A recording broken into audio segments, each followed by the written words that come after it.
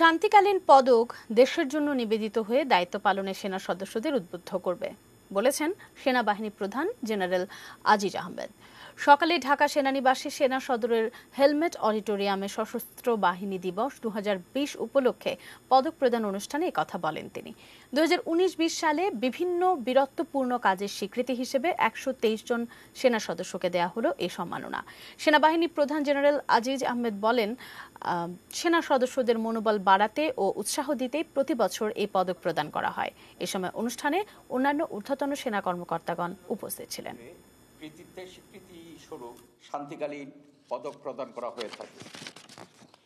শান্তিকালীন পদকে ভূষিত করার মাধ্যমে আপনাদের বীরত্বপূর্ণ ও দৃষ্টান্তমূলক কাজের স্বীকৃতি প্রদান সহ অন্যান্যদেরকে পেশাদারিত্বের সাথে দায়িত্ব পালনে অধিক আগ্রহী এবং উদ্বুদ্ধকরণের একটি ক্ষুদ্র প্রয়াস। সম্মান প্রাপ্তির ধারাকে অব্যাহত রেখে অর্জিত গৌরবকে আরও গতিশীল করতে সেনাবাহিনীর প্রতিটি সদস্য নিঃস্বার্থভাবে দায়িত্ব পালনে অনুপ্রাণিত হবে বলে আমি দৃঢ়ভাবে বিশ্বাস করি।